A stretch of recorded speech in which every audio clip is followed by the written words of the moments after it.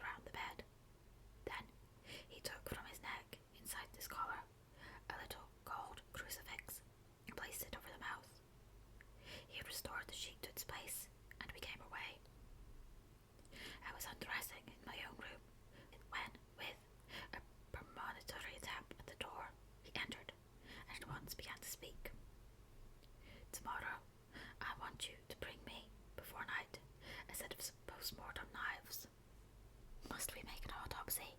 I asked. Yes and no. I want to operate, but not as you think. Let me tell you now, but not a word to another.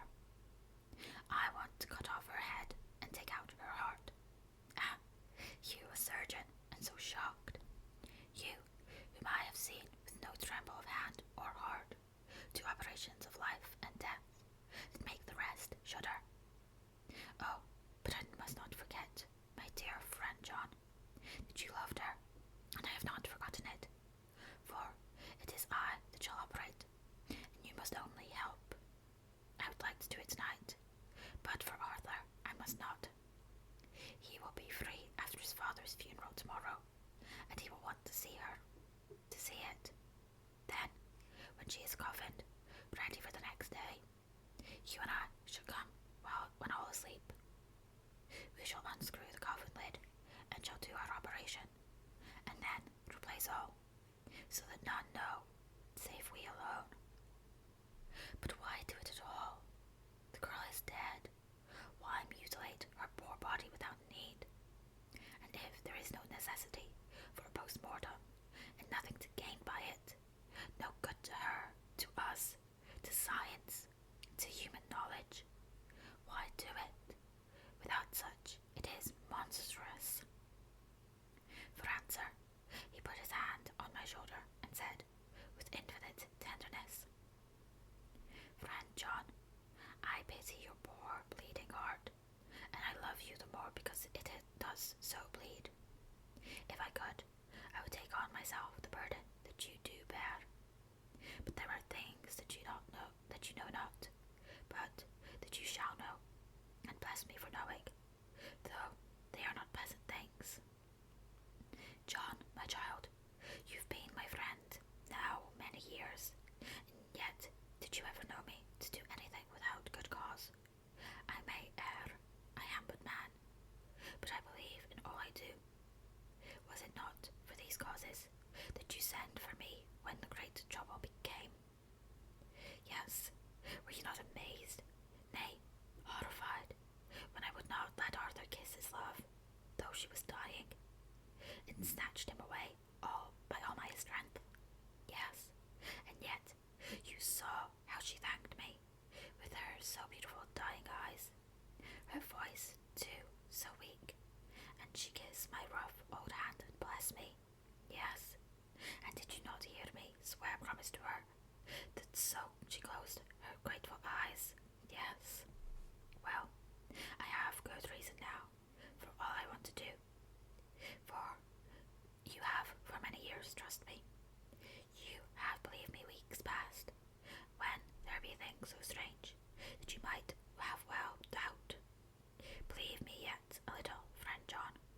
If you trust me not, then I must tell what I think, and that is not perhaps well. And if I work, as work I shall, no matter trust or no trust, without my friend trust in me. I work with heavy heart and feel, oh, so lonely, when I want all help and courage that may be. He paused a moment and went on solemnly, Friend John, there are strange and terrible days before us. Let us not be two, but one, so that we work to a good end. Will you not have faith in me? I took his hand and promised him.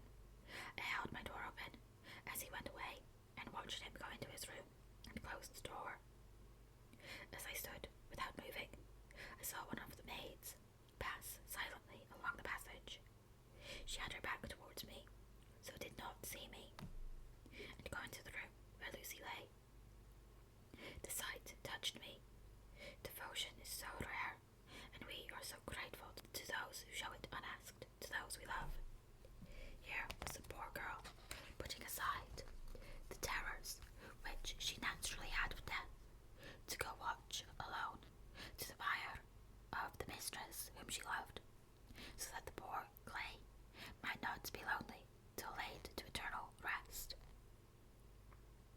I must have slept long and soundly, for it was broad daylight when Van Helsing waked me by coming into my room. He came over to my bedside and said, You need not trouble about the we shall not do it. Why not? I asked, for the solemnity of the night before had greatly impressed me. Because, he said sternly, it is too late, or too early. See, here, he held up the little golden crucifix. This was stolen in the night. How stolen? I asked, since you have it now. Because I got it back from the worthless wretch who stole it, from the woman who robbed the dead and the living. Her punishment will surely come, but not through me. She knew not altogether what she did, and thus, unknowing, she only stole. Now we must wait. He went away on the word, leaving me with a new mystery to think of, a new puzzle to grapple with. The forenoon was a dreary time, but at noon the solicitor came. Mr. Marquand of Holman, Sons, Marquand and Litterdale. He was very genial and very appreciative of what we had done, and took off our hands all cares as to details. During lunch, he told us that Mrs. Westenra had for some time expected sudden death from her heart, and had put her affairs in absolute order. He informed us that, with the exception of a certain entailed property of Lucy's father's, which now, in default of direct issue, went back to a distant branch of the family, the whole estate, real and personal, was left absolutely to Arthur Holmwood. When he had told us so much, he went on. Frankly, we did our best to prevent such a testamentary disposition, and pointed out certain contingencies that might leave her daughter either penniless, or not so free as she should be to act regarding a matrimonial alliance. Indeed, we pressed the matter so far that we almost came into collision, for she asked us if we were or were not prepared to carry out her wishes. Of course, we had then no alternative but to accept. We were right in principle, and 99 times out of 100 we should have proved, by the logic of events, the accuracy of our judgment.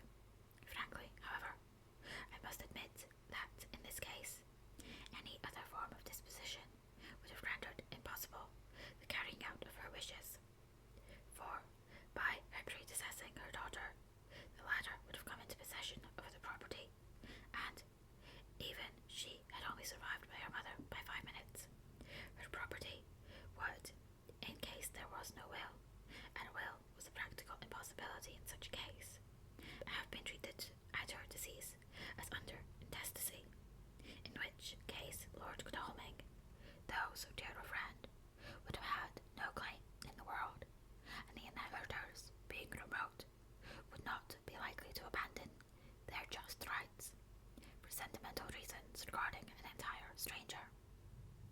I assure you, my dear sirs, I am rejoiced at the result, perfectly rejoiced. He was a good fellow, but his rejoicing at the one little part in which he was officially interested of so great a tragedy was an object lesson in the limitations of sympathetic understanding. He did not remain long, but said he would look in later in the day and see Lord Godalming.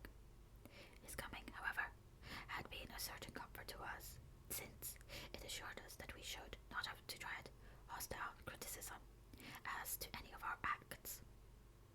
Arthur was expected at 5 o'clock, so, a little before that time, we visited the death chamber. It was so in very truth, for now both mother and daughter lay in it. The undertaker, true to his craft, had made the best display he could of his goods, and there was a mortuary air about the place that lowered our spirits at once.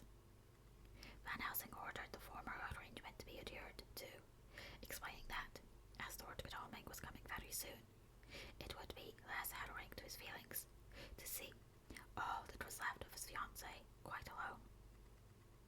The undertaker seemed shocked at his own stupidity, and exerted himself to restore things to the condition in which we left them the night before, so that, when Arthur came, such shocks to his feelings as we could avoid were saved. Poor fellow! He looked desperately sad and broken. Even his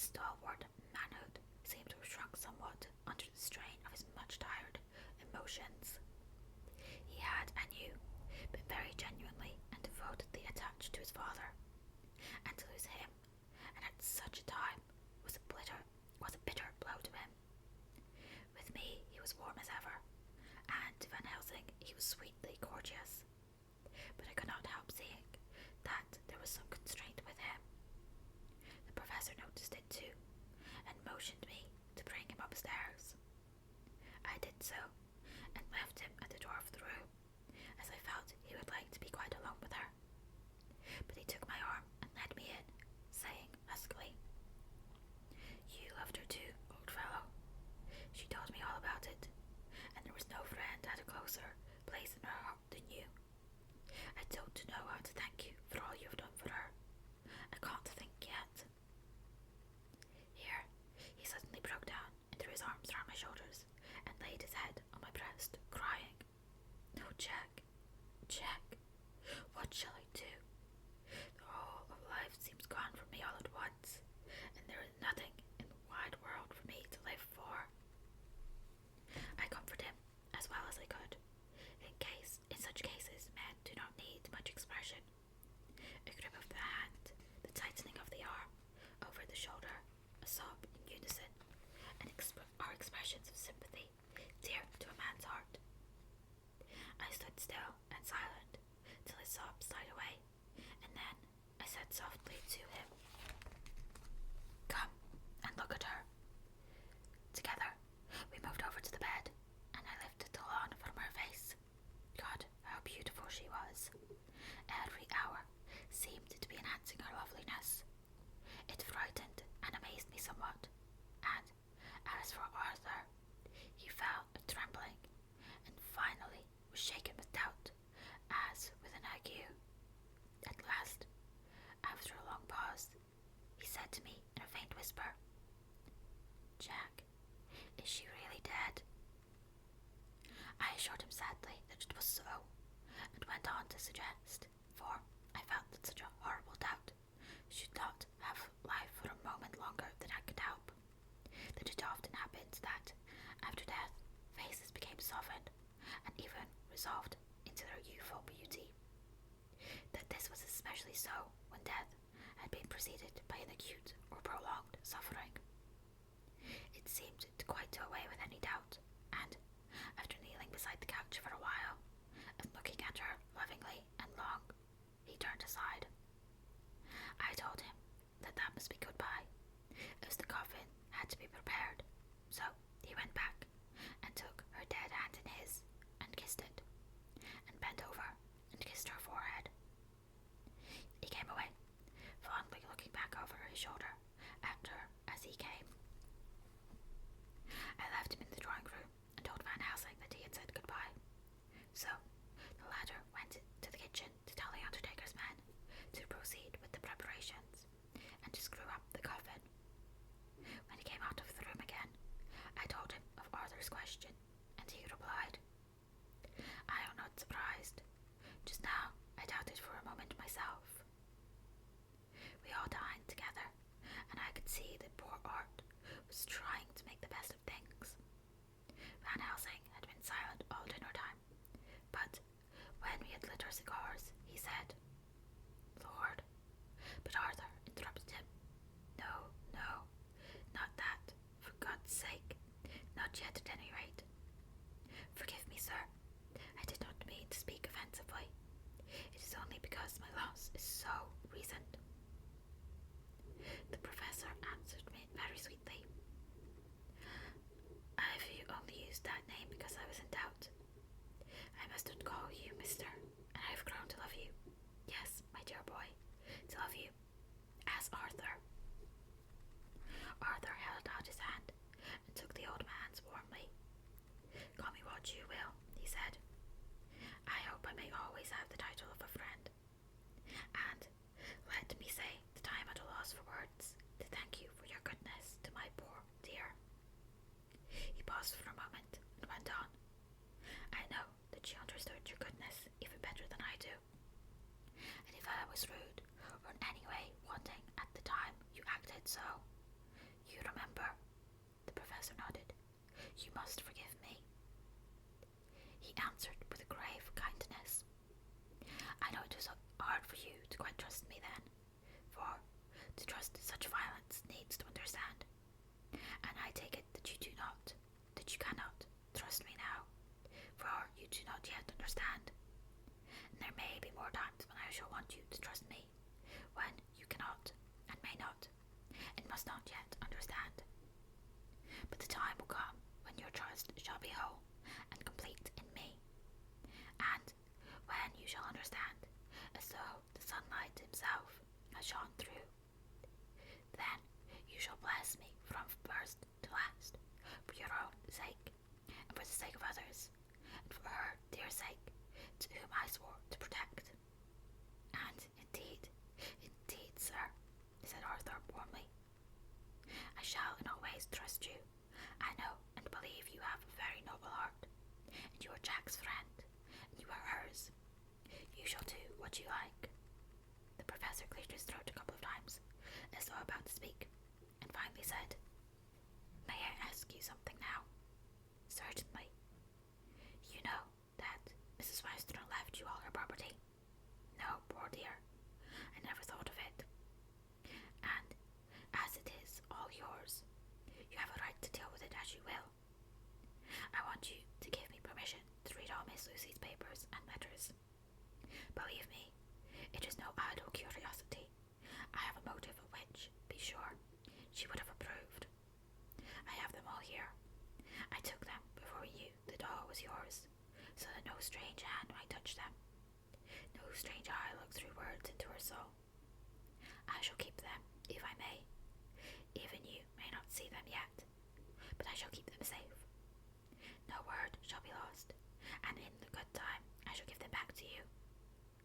It's a hard thing I ask, but you will do it, will you not, for Lucy's sake? Arthur spoke out heartily, like his old self.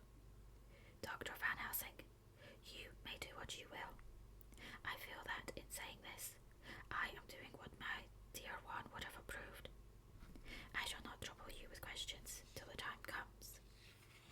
The professor stood up as he said solemnly, And you are right.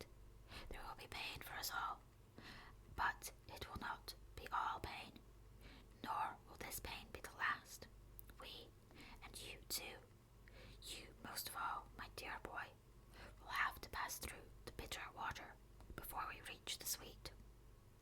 But we must be brave of heart and unselfish, and do our duty, and all will be well. I slept on a sofa in Arthur's room that night. Van Helsing did not go to bed at all.